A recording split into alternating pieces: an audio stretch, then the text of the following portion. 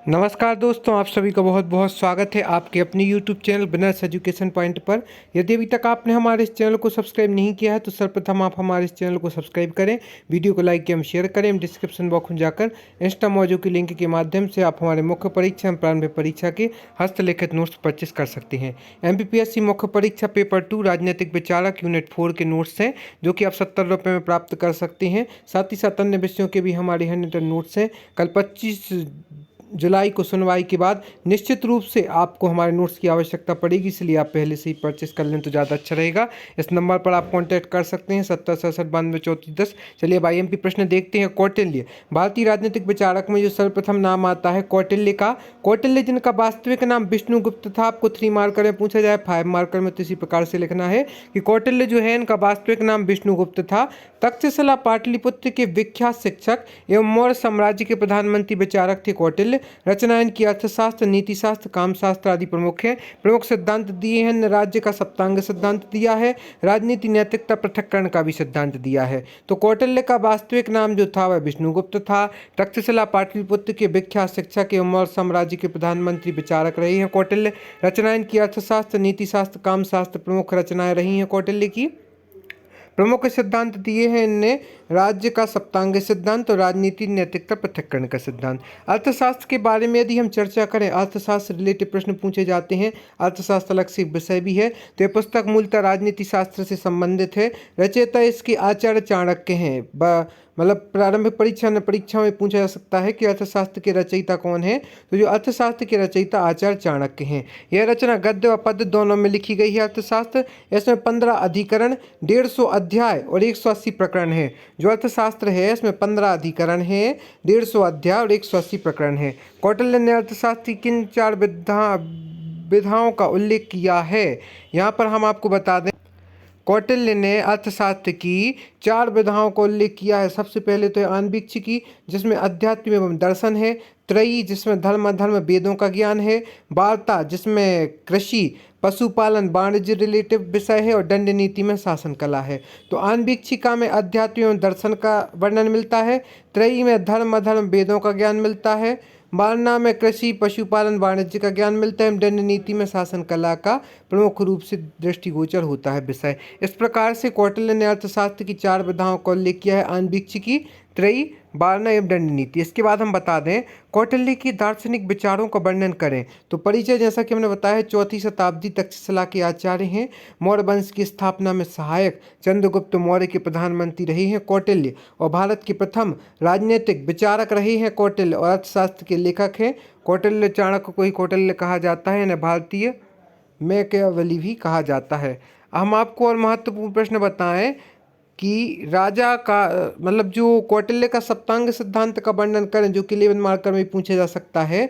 तो आपको इसको जानना समझना जरूरी है। कौटिल्य के अनुसार राज्य शरीर की तरह है, 7 अवयवी संस्था है। इसके 7 अंग है, जिसमें फर्स्ट है राजा।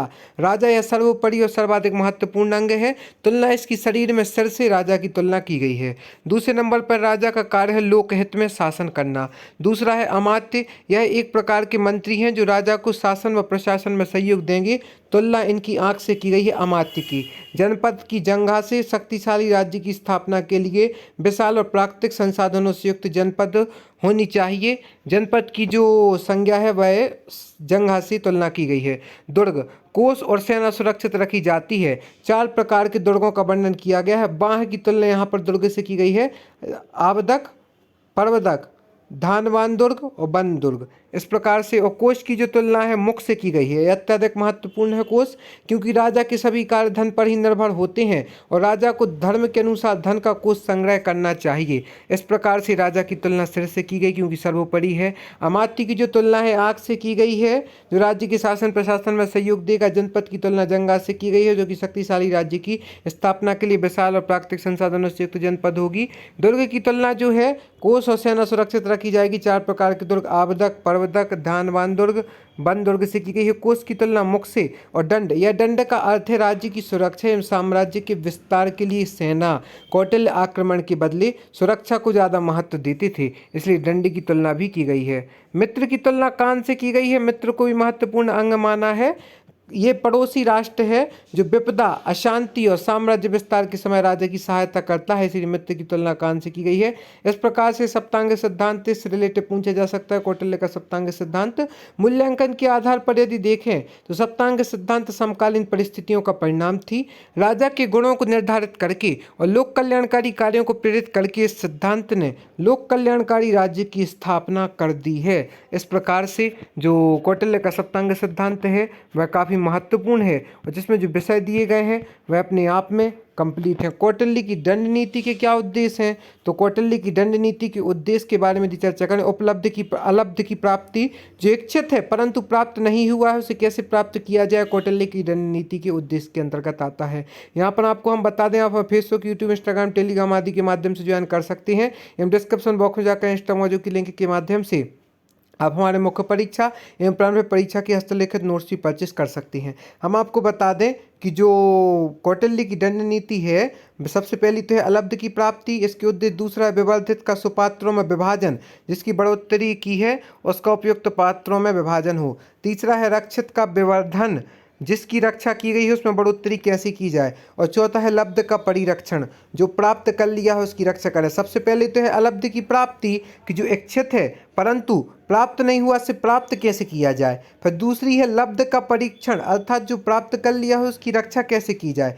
तीसरी है रक्षित का विवर्धन, जिनकी रक्षा की गई उसमें बढ़ोतरी कैसे की जाए। सर्वप्रथम प्राप्ति, प्राप्ति की रक्षा, फिर उसमें वृद्धि, और चौथा है विवर्धित का सुपात्रों में विभाजन, जिसकी बढ़ोतरी की गई है उसका उपयुक्त पात्रों में विभाजन किया जाना चाहिए। इस प्रकार से कौटिल्य की दंड नीति के उद्देश्य आपको हमारे इस विषय में महत्वपूर्ण रूप से देखने को मिलेंगे। अब हम आपको बताएं कि पंडित दीनदयाल उपाध्याय के बारे में यदि 3 मार्कर में पूछा जाता है तो आप किस प्रकार से लिखेंगे।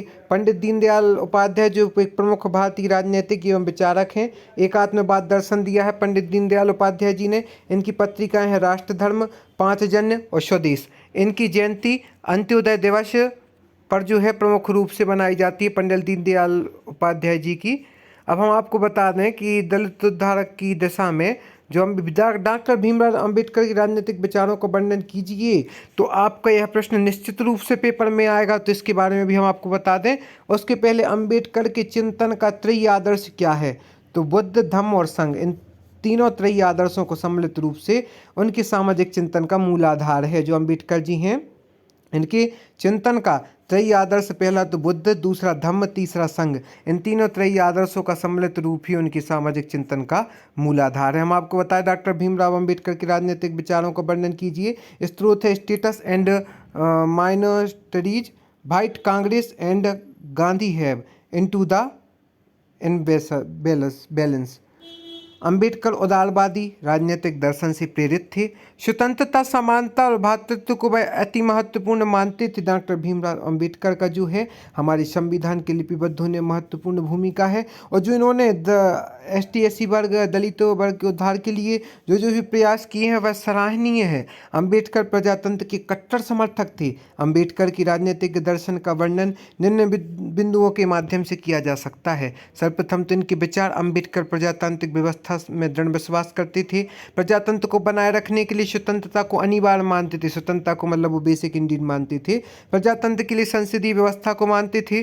चुनाव दल और संसद प्रजातंत्र की औपचारिक संस्थाएं अप्रजातांत्रिक वातावरण में प्रभावी नहीं हो सकती, इसको भी वह मानते थे। प्रजातंत्र की सफलता के लिए नैतिक तत्वों को भी अनिवार्य मानते थे।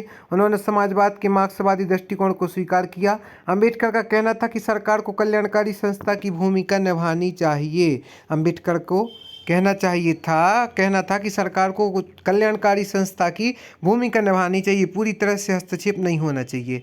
अंबेडकर हिंसा विरोधी और संवैधानिक साधनों के पक्षधर थे।